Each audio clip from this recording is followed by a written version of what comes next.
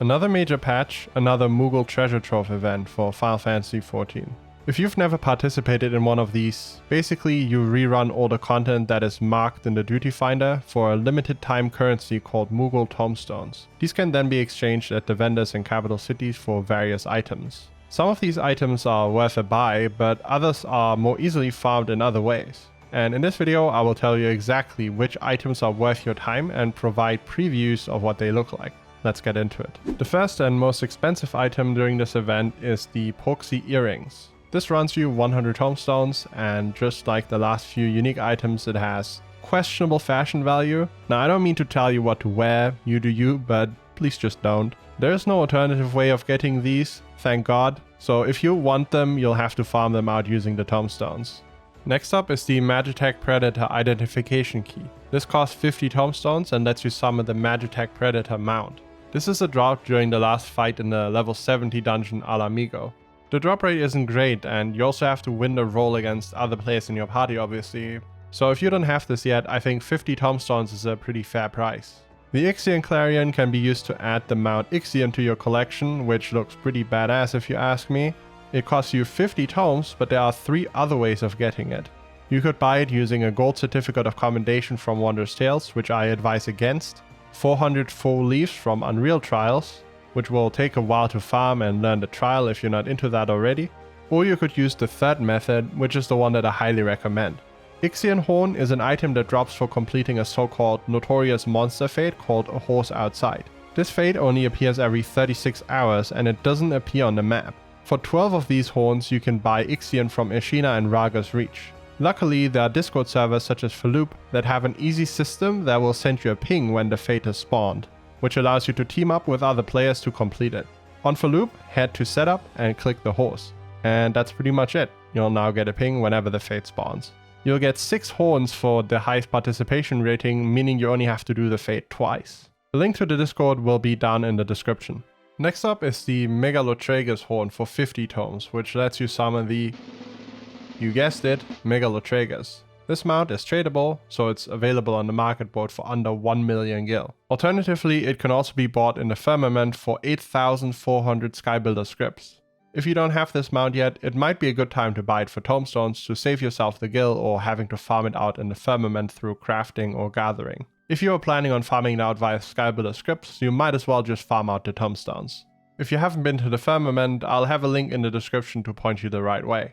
Next up is the Orchestrion roll A Long Fall for 50 tomes. To refresh your memory, that's the song from the Twinning dungeon, which is a certified banger. This can be obtained in the Twinning and also from Silver Sax and Eureka Authors. However, because it's tradable, it's actually super cheap on the market board right now, going for between 20 and 50,000 gil. If you want it, I highly recommend simply buying it with gil rather than spending tomes on this, as 50 tomes is quite steep. Modern Aesthetics Abanian Plait is a tradable haircut that you can find on the market board for a fairly high price between 1 and 2 million gil, or as a drop from Silver Haloed Sax inside Heaven on High. The drop rate seems fairly low, so if you don't have this already, spending the 50 tomes on this is a good idea. Moving into the 30 tomestone tier, the first item we have is the emote Ballroom Etiquette Emphatic Elucidations, which is /insist. This is also an item that can be bought for 1,800 Skybuilder scripts in the Firmament, or bought on the market board for between 100 and 300,000 gil depending on the server you're on. The ostensibly special Time Worn maps are level 80 treasure maps that feature a guaranteed portal at the end, unlike regular maps.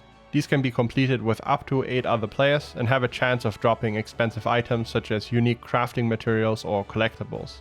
If you already have some friends you like to do treasure maps with, this could be a good way to spend excess tomes. Unlike regular maps, these can also be stacked by the way, so you can buy a bunch of them. The Qiqirn Earrings also cost 30 tomes, or alternatively they're a drop from a notorious monster fate. The fate is called Metal Gear's Revengeance 2, and on Faloop, just like with Ixion, you can get a notification if you sign up for the reward fates. That's this one. Unlike with the Ixion fate, you just need to complete this one once to get the earrings. If you really hate the hassle of doing it via fates, 30 tomes isn't too expensive and it's not an awful buy. Next up are a bunch of mounts that are relatively easy to get. The Loro Gubu is a reward for maxing out your reputation with the Sylphs by doing daily quests, at the end of which you can purchase it with 120,000 gil. If you hate doing dailies and don't plan on unlocking the vendors for anything but the mount, spending 30 tomes on this is a really good idea. As not only do you save yourself from doing dailies, but you also save yourself 120,000 gil. The same is true for the Elbst, which is the reward for maxing your reputation with the Sahagin tribe. Both of the tribes will be linked below if you want to do their dailies. Next up are a bunch of mounts that can be farmed by running extreme trials unsynced. To do that, you should have a max level character and then go up to Duty Finder, click the little cogwheel and select Unrestricted Duty. Now you can enter lower level trials on the current level of your character, which allows you to solo older content. Aithon, White Lanner, Demonic Lanner, Reveling Kamuy, Blissful Kamuy are all mounts that you can get this way. I will type the names of the trials you need to complete out in the description. The only exception here is the Mount Nightmare, as it's a random drop from the Howling Eye, the Navel, and the Bowl of Embers Extreme. The drop rate is lower than that for the other mounts, but a lot of people reported getting it fairly quickly in the comments for the last Moogle Treasure Trove events.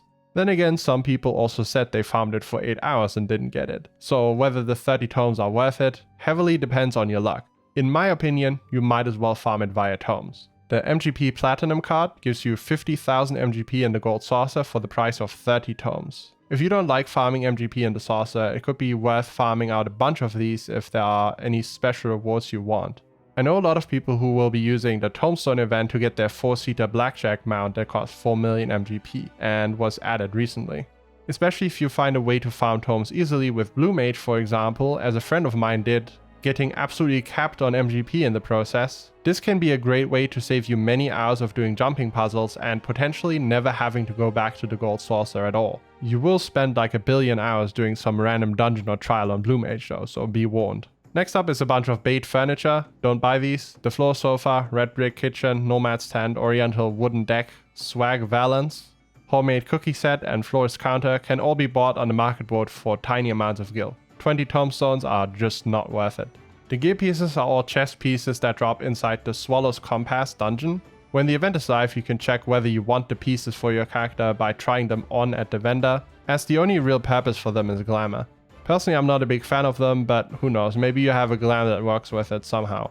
The riding maps are, as always, not worth buying unless you're a collector. This is because after doing many tests, we found out that the flying speed is not affected by them. That's because I doubt a lot of people will be running around on the ground in the Aram Reborn zones once they unlock flying, so the maps serve very little purpose. The Etiquette card can be acquired by beating Nose in Old Gridania. The drop rate for this is pretty consistently good, so this should only take a few minutes. The Vanu Vanu card can be acquired by beating Mog Mill at the Turning Mists. This one seems a little harder to get, might be worth buying with tomes if you're feeling unlucky. Both the Biako and Prometheus card drop inside a trial and a dungeon, but with the drop rates being pretty low and them not costing a lot of tomes, they're pretty worth buying during the event. The Wind-Up Succubus is an easy buy for anyone that doesn't have it yet. It's a minion that would otherwise cost you 500 allied seals from hunts. If you do a lot of hunts, you probably already have this anyways.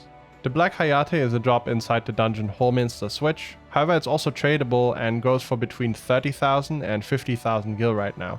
The